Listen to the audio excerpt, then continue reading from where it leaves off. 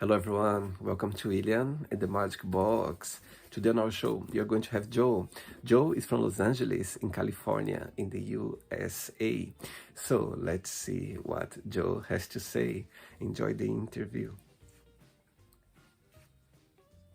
So, hello, Joe. How are you? Good, how are you? Very well. Thanks so much for taking the time today for the interview. Thank you. Of course. So, tell me, how's your day going so far? It's going okay. It's rainy outside, but other than that, it's going all right. Do you consider yourself to be more of a day or a night person? I'm more I'm an afternoon evening person, I think. That's my time to shine. Tell me where you're from, Joe. I was originally born in the San Francisco Bay Area and I moved to Los Angeles about 20 years ago. And why Los Angeles?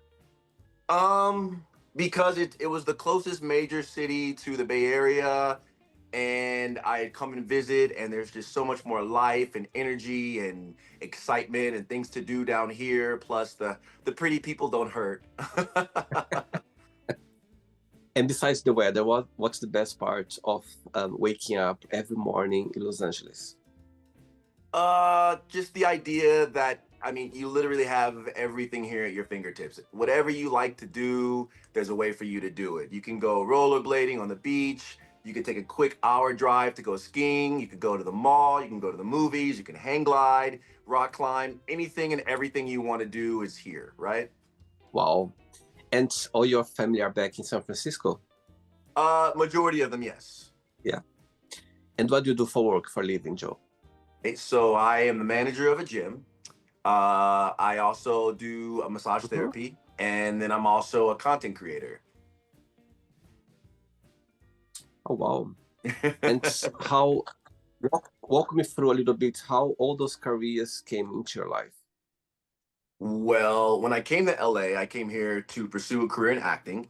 When I first got Okay. here, I unfortunately tore my ACL playing basketball, and I couldn't go on auditions or do anything acting related when I was in crutches. And it really affected my financial situation. At one point, the repo man was knocking on my door to take my car away, and I was a couple months behind on rent, and my friends were going to Puerto Vallarta, and I'm like, yeah, I can barely afford to eat. So it was Wow. a eureka moment, and my boss at the time I was working the front desk at a gym for side money, and he offered me a promotion to front desk manager, and I took it, and I did not look back. So and I guess when I say I didn't look back, I looked back frequently, and I realized that there was something kind of missing. I love health. I love fitness. It's always been a part of me since I think high school, even maybe a little bit before. And I do love to entertain. I mean, it's just kind of a part of me. And when my roommate told me that he thought I should do OnlyFans, uh, a part of me realized there's some real creative aspect to doing scenes, making scenes, dealing with cameras and recording and set design and that kind of thing. So it really kind of helped scratch that itch that I had. So, I mean, long story short, that's kind of how that unraveled. While managing gyms and that kind of thing kind of progressed naturally from there. I've been working in gyms for 23, 24 years now. So, and then right before I left the Bay Area, I did go to school for massage therapy. And that's a Right. skill that I can take with me anywhere, anytime. Everyone loves massage. If you don't like massage, then you probably don't like babies or puppies. So, I mean, most people can really get into it. And there's also a specific niche for men, and it's really easy to make a substantial amount of money doing massage without spending too much time. Amazing. Great. Oh, Yeah. wow. Now you went through all of them. Yes. Amazing. Okay, Joe. So during the interview, I'm going to explore a little bit more about your life and also Of about your course. so far. Okay? Hmm. Are you ready to go on a beautiful journey through your memories in life? Let's go. Let's do it. Amazing. Welcome to William in the Magic Box. So I have here my best friend, full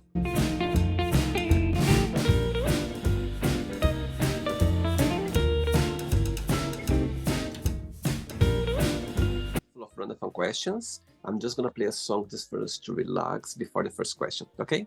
Okay. Okay, I'm a dancer too, so as long as we're not doing this thing, then we're good, right? Amazing. Right. So during the interview, if it comes up a question that you don't want to discuss about it, don't want to talk, always can change. Okay?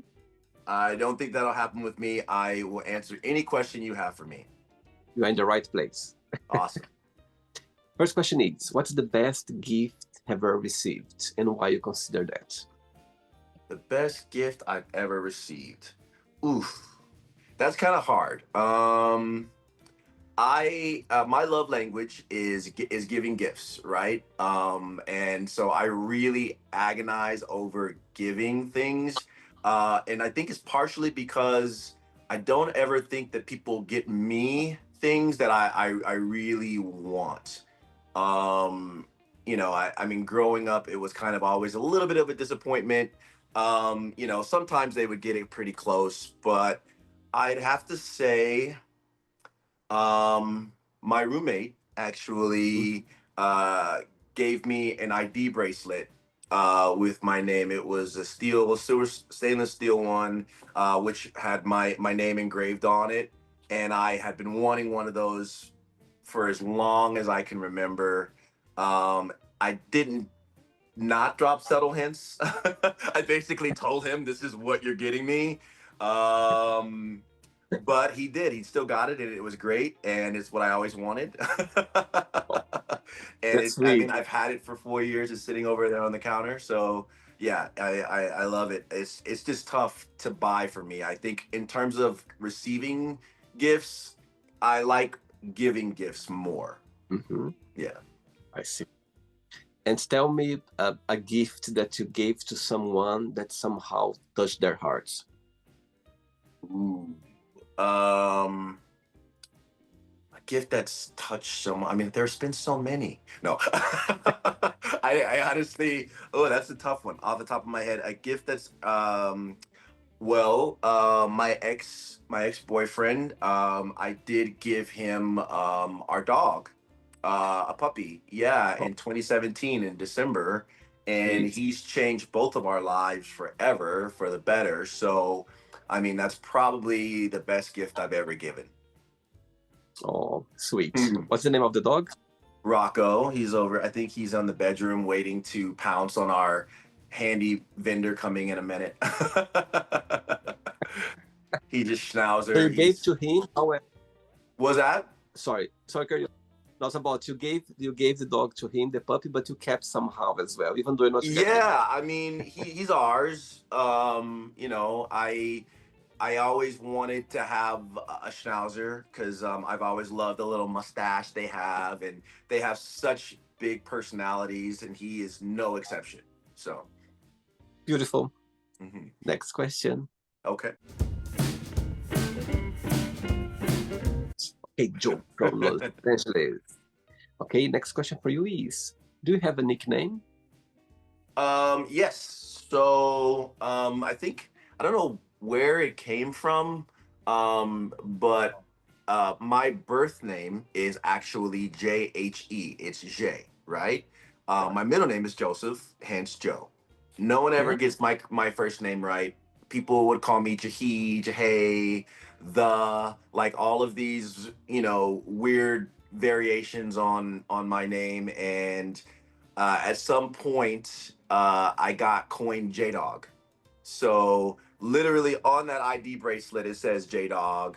I had a car that had a license plate that said J Dog. Um, and my email address is jdogcal. So yeah, that's pretty much my name, my nickname. When you think about yourself, when you analyze yourself, what's the biggest joy of being you? What do you like the most about being Joe? Ooh. I think it's kind of a blessing and a curse. I think I'm a big thinker, and some might say overthinker.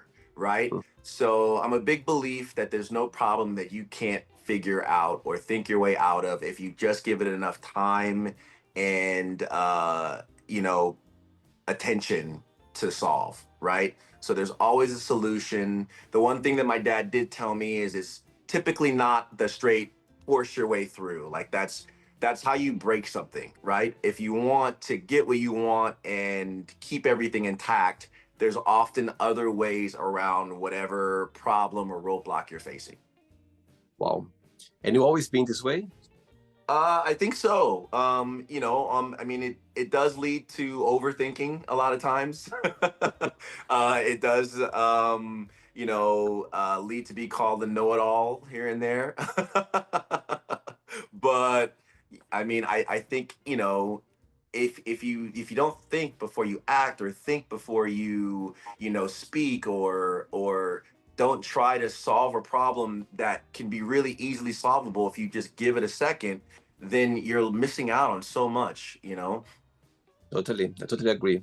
I include myself in your group as an overthinker. Sometimes Yes. I find myself in that, that mood. It's quite difficult for you to let it go sometimes, because when you Oh are my God. when you are creative, when you have different things happen at the same time, it just keep you going. Your brain, your mind just keep you on. You know what I mean? Again, can be a good thing because it keeps you busy, but sometimes you need to let Too it go. much. Yes. Yeah, If you need if to I were a computer, I would have 95 tabs open on the yeah. browser. All of them working in the background. Next question.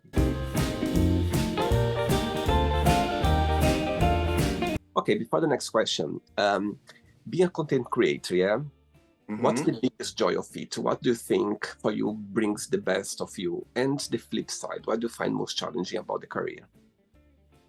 Oh, so we talked about it, right? I think the most joy I think I get out of doing content creation is being creative, right? Being able to do any scene that my mind can comprehend and think of, costumes and getting into character and kind of planning the scene, setting that kind of thing. It's a lot of fun. I love make believe, dress up. I love movies, plays, TV shows. Like, entertainment is my jam. And so being able to do that in some medium is, my favorite part. And the flip side, what do you find most challenging? Oof, there's a lot of challenges. Like doing content creating, especially when you work with other content creators, is very difficult. And a lot of people don't really understand how hard it can be. First off, there's a ton of flakes that when you work with people who are basically trying to make their own money or be creative in their own way. I'd say probably 50% of the time there's a cancel or reschedule in terms of that. Another challenge is constantly being on top of social media, answering, I mean, dozens and dozens of messages a day and posting and it takes up the majority of my day, I'll say. Wow. Yeah. And being LA, do you think LA is a place where you can collaborate with different people, or you find hard? Yes and no, right? It There are a lot of content creators in LA, right? But LA does have a little bit of a stigma attached. They can be very, for lack of a better term, affected, right? And it can be difficult to make new connections with people. And sometimes they're not always as sincere or, you know, nice as they probably could be. And I'm learning that when traveling and working with content creators from other areas, that typically, and this is anecdotal, of course, they're nicer and much easier to work with than some of the people in LA.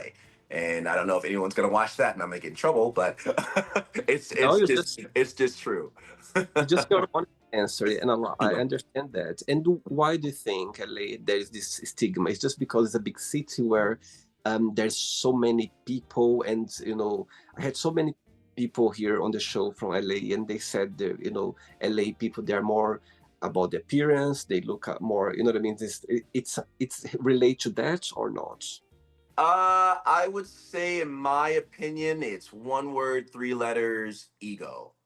I think that's probably the biggest thing.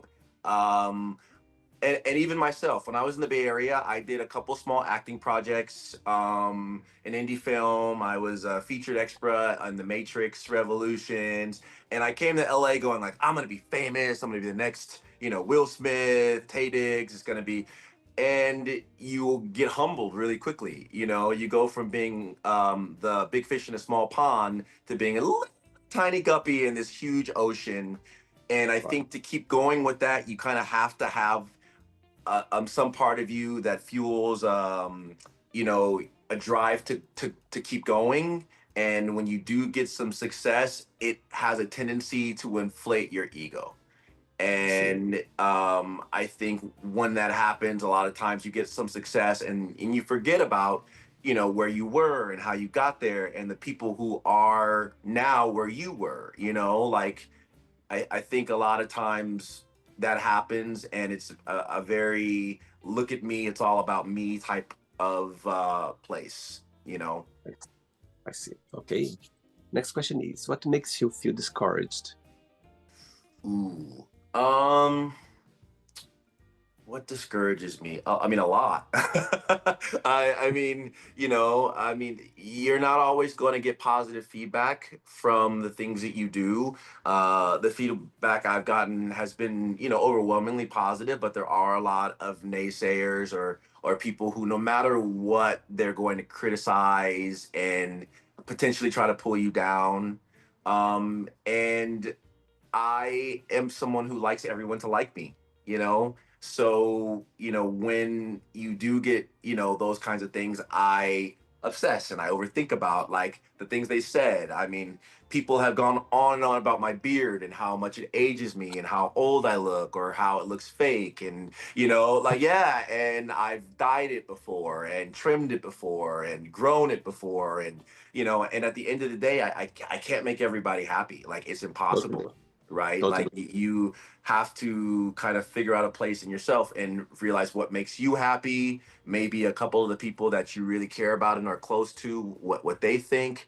But at the end of the day, you can't spend too much time because you'll never reach that level where everyone loves you, where everyone is happy about things you do. So And I believe it's healthy that as well. Imagine if everyone loves you, I think you'll never learn anything. I think it's good yeah, to of course. I mean, there are people who are surrounded by yes men because they don't like to hear those things, totally and they end up doing too much work on their face or being completely deluded about, where they are in life. So, amazing.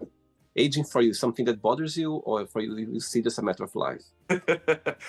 I it is funny because I think everyone on some levels may be afraid of getting older. Mhm. I am maybe nervous about losing flexibility and power and not being able to do the things that I did when I was 25. I think that's probably the biggest worry is I was with the guy that I'm dating now, and we were trying to do the splits and enhance it, just being goofy in the living room. And I realized, oof, I am not that flexible anymore.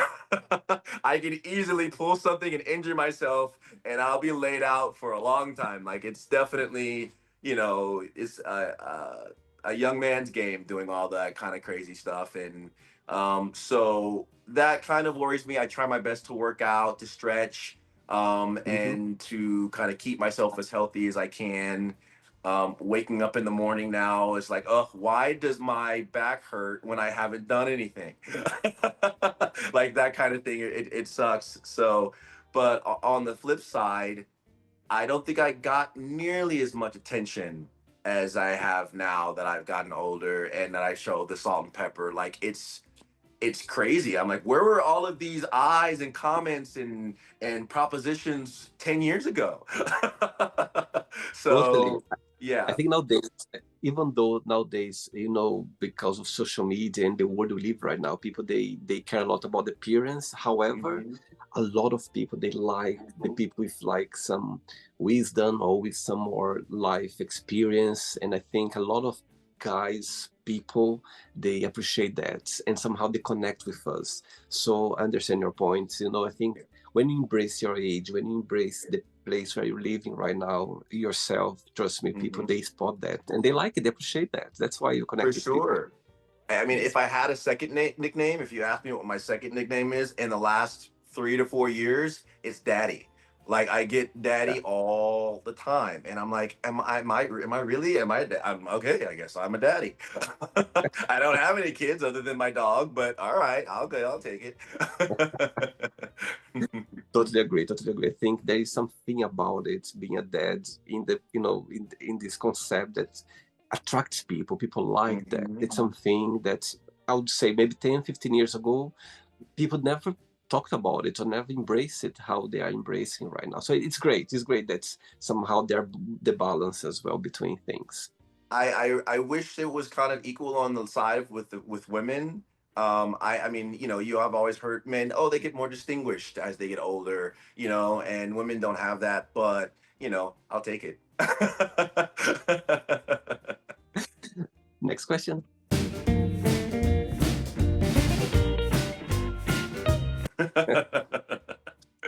Question is, what a negative thing that happened to you that came out as a positive thing in the end? Ooh, a negative thing that happened to me that turned out. I mean, I think that most negative things that happen, if you learn from them, will be a positive, right? I think the biggest thing about, and I try the philosophy I try to take in life is, um, if you learn from it, then ultimately it was something that needed to happen, you know? I think one of the things as you get older, you realize that um, things are going to happen out of left field that you are not prepared for. You had no idea was going to happen, and there's absolutely no way to prepare for it. So don't worry about it, right? You take it as it comes and you deal with it and you keep moving, right? And you learn from that situation. You stop that gap. But I was with my ex for 10 years, 9.5 years, Wow. and I probably would have never broken up with him. I probably would have, just white knuckle it out forever because of the picture I had in my head of us, because of our families being, becoming one and merging, because of all of our friends, because of Rocco, because of our career paths. And he had the balls and said, you know what? I am not my best version of me when we are together. And that crushed me, right? Like it really did. And coming out of it now into moving into 2 years of us being apart, it needed to happen, right? Like it Yeah. really did need to happen. And are we great now? Probably not great. But I think we're both more individually happy than we were before. And it's easy to romanticize our relationship and look at the pictures and the good times and forget the reality of those in between moments when you don't take pictures, and that kind of thing. And I actually did thank him for having the courage to do that, because I Wow. probably wouldn't have had it if it were just me. And so looking back at that and learning from that, I mean, I've become a better communicator. I've become more honest with myself. I Wow. have I've learned a lot from that situation and done some real self improvement. So Wow. yeah. I've got goosebumps now saying that, Joe. My God, it's powerful what you just said. I mean, our lives are so interconnected, and Yeah. we both realize that. Like after 10 years, all we have the same best friends. We have Rocco. His mother is like my mother, and vice versa. You know what I mean? So, even if we're not together, even if we're not as close, we're always going to be in each other's Connect. lives. Yeah. So, and I think like a family. Like I think, and we both recognize that. Our best friend's 50th birthday is coming up in 2 weeks, and we're both going to Palm Springs. And I'm like, was he bringing someone? Because if he is bringing someone, I'm going to bring someone, and trying to figure that out. And it's a lot, but, it's life. I see. Yeah. By the way, do you want me to cut this little bit, or it's okay to keep it in the You interview? can keep it. You can keep it Yeah. all in. Yeah. Okay, perfect. Open Right. book. Okay. I have 3 questions left. Let's do it. Okay. Before the next question, Joe, of course, being a massage therapist, you deal with a lot of energy. Yeah, when you are, Yes. when you give the massage, there is a lot of tension. Somehow you exchange energy. I think when you are in touch with someone and such an, Mhm. massage, I think it's a place that's is a trusted that as well. So I think there are a lot of emotions. Sometimes those emotions can be a negative, because most of the people, sometimes when they're going to have a massage, they want to release something that's it's somehow is not good for them. My question for you is, how do you find a way not to take this negativity to your personal life? There is a way for you to somehow block the energy. Sometimes it doesn't need to be negative, but could be emotion as well. You know what I mean? Could be something that is bothering them. There is a way for you to somehow disconnect or protect yourself. Well, I can't say the majority of the massages that I have been doing lately have been tandem massages.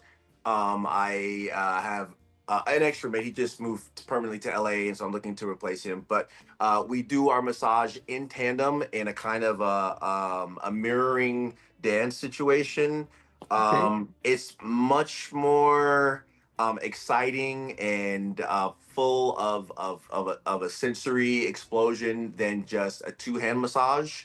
Right. And then I think that I enjoy it a lot more because I'm also feeling the vibe and the energy from him as well as from our client. And I mean, we are pretty in sync, so much as that we don't even have to speak.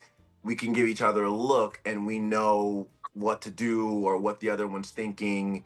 And I think that that definitely helps keep any negativity that's going on, from fully absorbing into myself. I I see. think we kind of share that.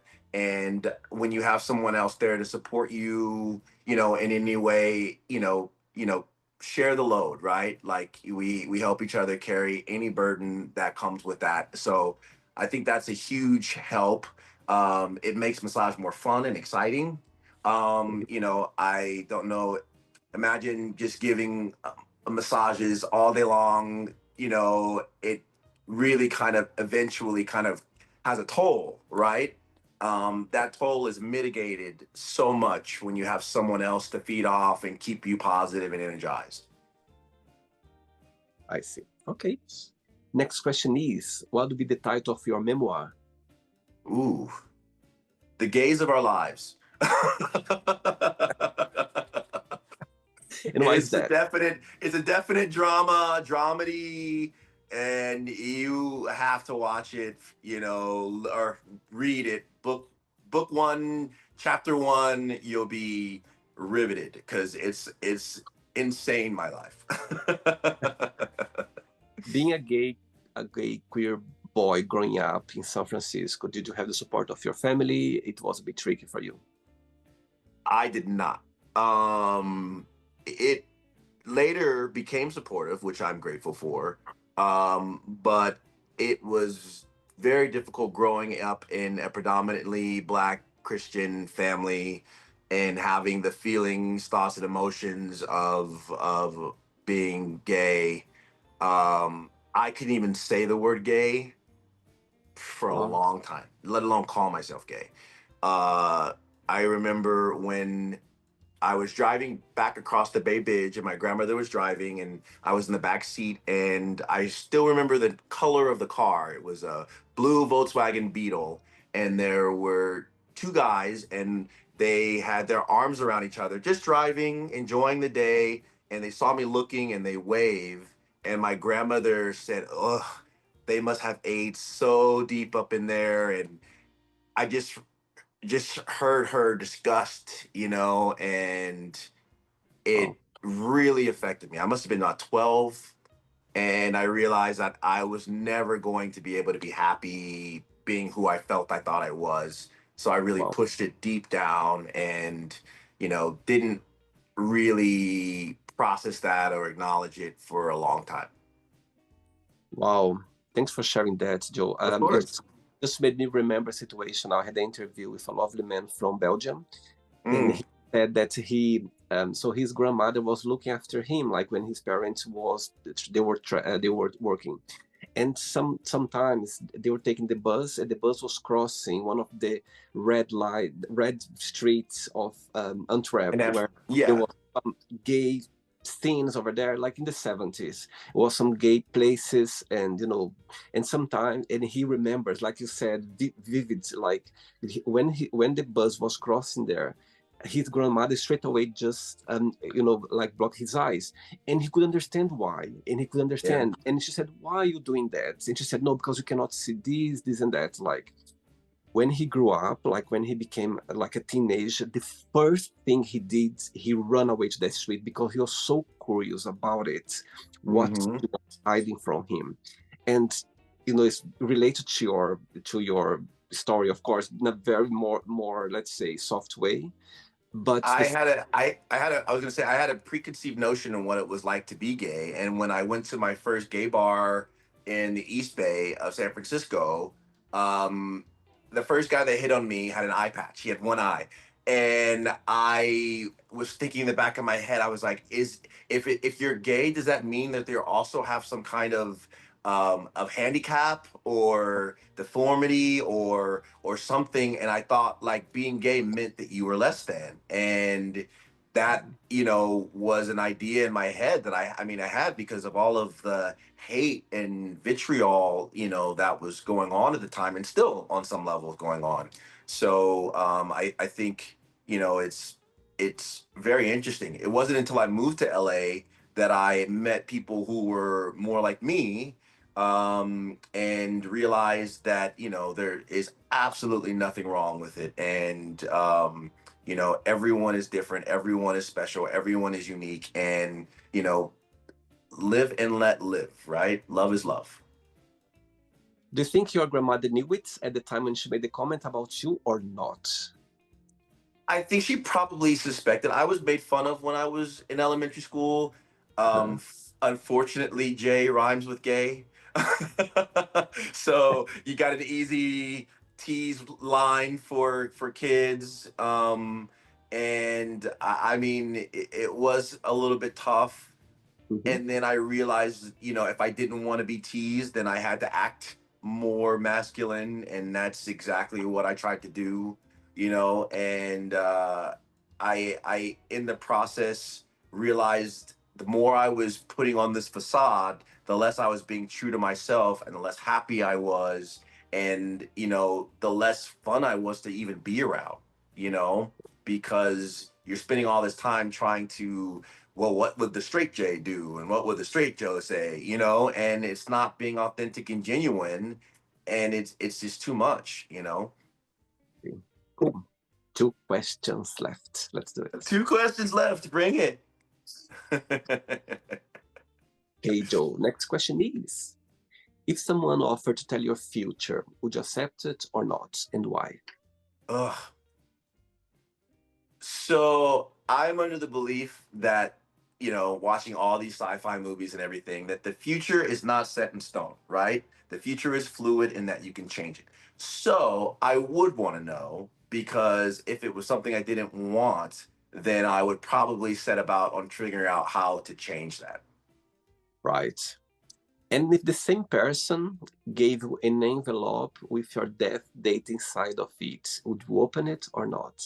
100% yes, because I would want to make sure that I went through my entire bucket list before that happened, right? I've already worked it out. I would be a bank robber, not violent, but bank robber, thinking about all of these great capers and things I could do, all of the things that I've always wanted to do and never did. That would become priority number one, right? Wow. Wow. Tell me your top three things on your bucket list. To rob a bank. I I wish there was some kind of like a immersive experience which let you, like Ocean's 11 kind of thing, like that seems so much fun to me. Like, and I think, like I said, being a guy who thinks a lot, being a thinker, I would love to come up with a way to kind of outwit the system, like outdo things like hiding in a little box or going to Mission Impossible wires. Like that's just all so exciting and fun. I was watching a Netflix documentary about the guy who was able to pull off the perfect caper and then disappeared into thin air, and people were still writing books and making movies about it. Like I think that that's really exciting, and taboo and fun. So I think that's probably one. Two, go to all of the travel destinations that I've never been. So I've Okay. never been to South America. I've never been to Australia. I've never been to Mhm. Africa. I think those are probably places that I'll want to get to. Okay. And three, third bucket list. Hmm, don't know. I'm not sure what I'd have to think about what my third one would be. Okay. Maybe swimming with sharks because that terrifies me. Knowing that I can, I want to get down in that cage, and do that. Like, I don't like to be scared. I don't like to be afraid, so I think I'd want to face that fear, and say that I did it. Wow. What's your star sign astrology? I'm an Aries through and through. Wow. Wow. Hmm. Last question, right? Yeah. Last question, right? Is this the last one? Yes. But before the last question, being a content creator, tell me two questions in one. The first part of the question is, tell me a situation or something that happened that was funny or challenge, something that you're not expecting, something that's always gonna hold a place in your heart, on your memory, something. And the other part of the question is, if you could choose anyone to collaborate on a scene or on a project, which that would be? Ooh. Anyone in the world? Anyone. Okay, well, Henry Cavill, if you're watching this, Ooh, that's good. my DMs are open, That's very. and I would love to talk about a scene where you're Superman and I get saved or something. By the way, he's been in the Magic Box already. He's been on the Magic Box already. Have you watched Really, this? I have not seen it. I I'm have to. Oh joking. my I gosh, wish. I definitely. wish. I wish. I am going back to watch it and watch it again and maybe 2 or 3 thousand more times. One day. One day. One day for sure. One day, one day. And then a scene. So I have done a fair amount of scenes with my roommate, right? And my Okay. roommate identifies as straight, right? He's the one who told me I should do content creating OnlyFans in the first place. And we met at the gym, and we became pretty good friends through working out and supplements and that kind of thing. And at one point, I think I was talking to him on FaceTime and I was changing, and he saw me nude and he was like, "You need to do OnlyFans." And I'm like, "I could do OnlyFans." He's like, "No, no, you should do it." And I was like, "Oh, okay." I don't even know where to start. And he's like, "I'll help you." He's in the entertainment industry. He's on the back end, so he knows about filming and editing and lighting and all that kind of stuff. So he really kind of helped set me on the path. And then one of the challenges that we faced in the beginning was finding, like we talked about, other content creators who are reliable. So I told him, I'm like, well, if I'm doing this and you said you would help me, like, you really need to help me. And he has been in, I want to say 30 to 30% of my scenes. Okay. He started off, very clearly straight, like, very clearly, like uncomfortable. And over the last few years, it's just amazing to see how much comfortable he's kind of slipped in, slided into to doing scenes. And when he puts on his little acting face, I gave him a whole character to do. He really, is amazing. And I looked, I'm like, who are you?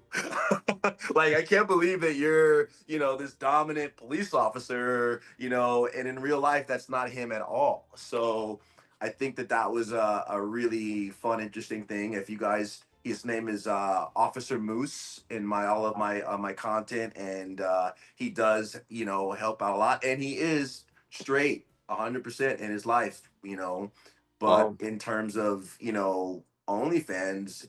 I guess I'd call him pleasosexual. He loves to please. He loves to make money. So I think that those things really kind of pushed him, to be more comfortable with. I think even himself.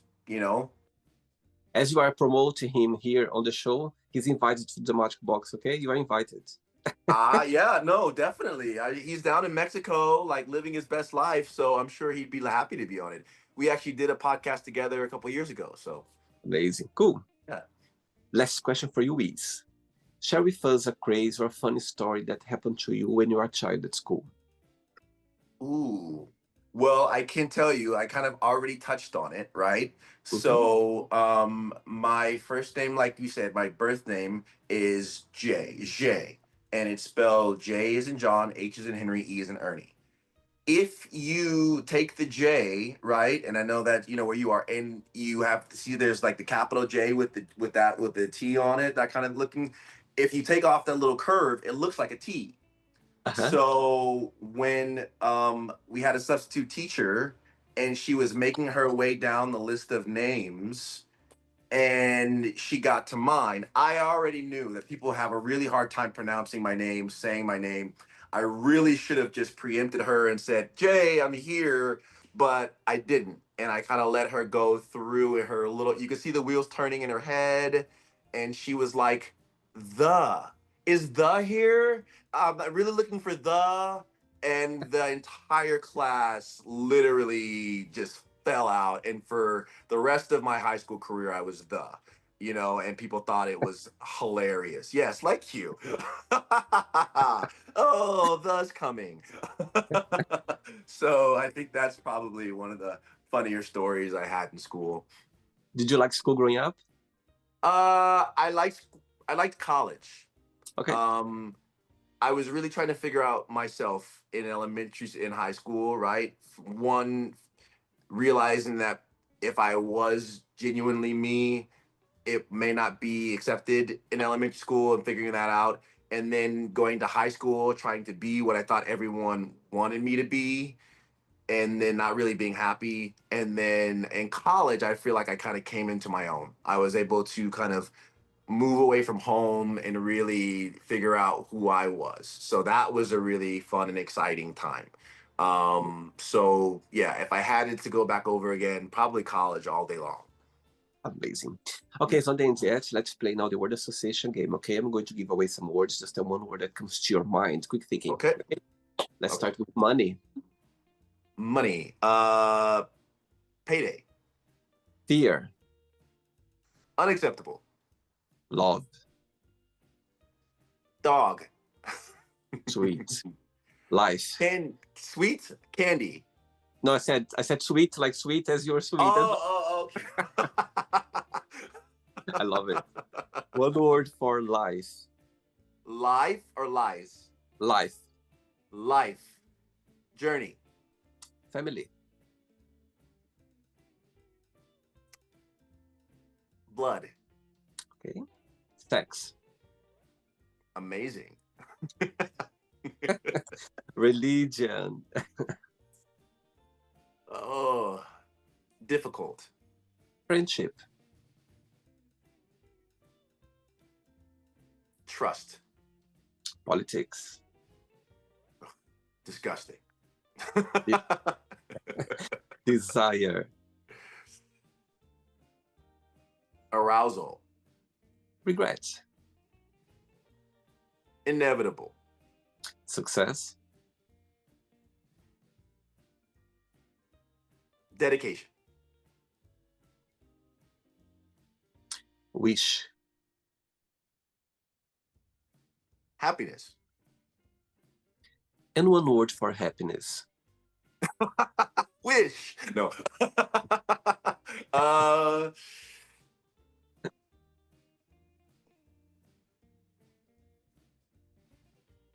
Determination. I like that. One word for San Francisco. Cold. Really? Oh, interesting. Oh yeah. Oh God. Do you hear Mark Twain? He had the best quote for it. He's like the coldest winter I've ever spent was a summer in San Francisco. Maybe he never been to London before. That's why. San Francisco is the London of the United States. Like it's Mhm. awful. And I Mhm. remember, I think it was like 2 years ago, every area of California was like 90, 95, 98 degrees, and San Francisco was 73. And like someone drew on the map next to San Francisco, absolutely not. Because I'm like, what is going on in San Francisco that is never hot? It's crazy. One word for LA. Excitement. USA. One word. I have two, but I'll just say trouble. One word for massage therapist.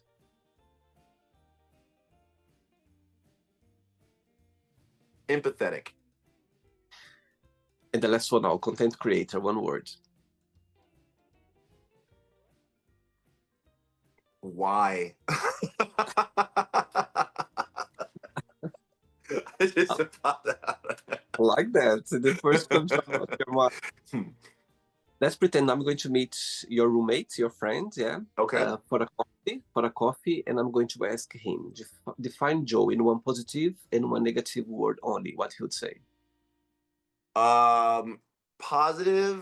Oof, that's hard for him. I would think he would say, um, one word.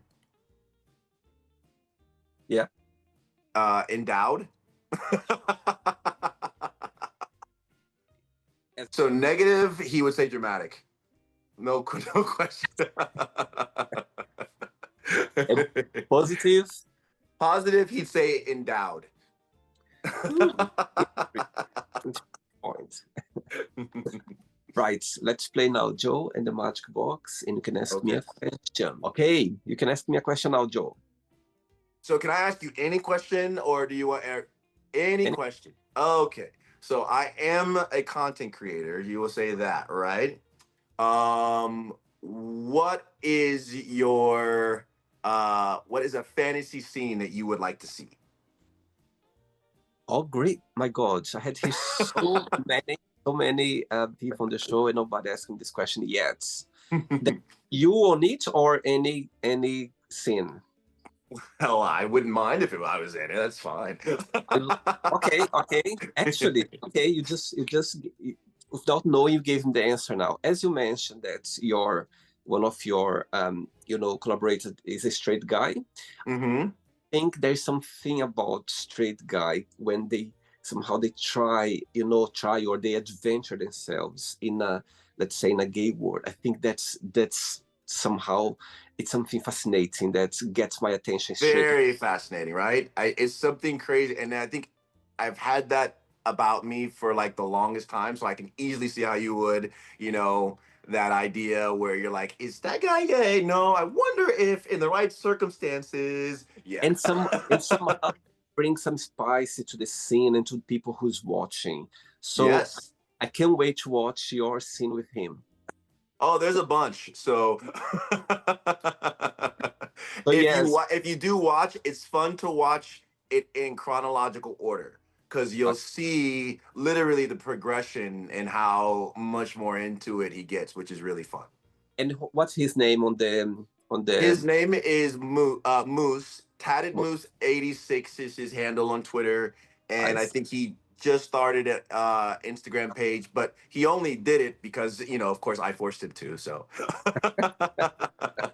So yes, back to your question, I think there is something about it. I think nowadays with people they are much more approachable and open-minded about so many things, and I think sexuality nowadays is a big thing that people they are more um, understanding. You know what I mean? So I think seeing someone had never had but that's tried and somehow there's some connection there and somehow they adventure themselves. That's what I I'll like. have to give you some websites. Amazing. Joe, did you like the interview? I loved it. It was a great time. Thanks again. Thanks for taking the time and being so Thank kind. you. Thanks. But before you go, if you can share a positive message or anything that you live by. I think the easiest one for me to remember, and I think I always I think it kind of helps is, you know, things are always changing. Things are always, like I said, peaks and valleys, improving. But one thing I do always try to hold on to is if you're going through hell, keep going. Like, don't stop. Keep going. Eventually, things will change. Eventually, things will get better. Nothing ever stays the same forever. Beautiful, beautiful. Thanks All right. again. Regards to your Thank you. keep in touch. It was a pleasure. All right. Okay? Have a great one. Bye. Bye bye. So, did you like the show? Don't forget to give a like, share it, and also don't forget to subscribe to the channel. And if you'd like to be part of the show as well, first, subscribe to our channel, and after that, just go to our website, www.williamandthemagicbox.com, and send us a request saying why would you like to be part of the show. And I see you there. Bye bye, see you next time.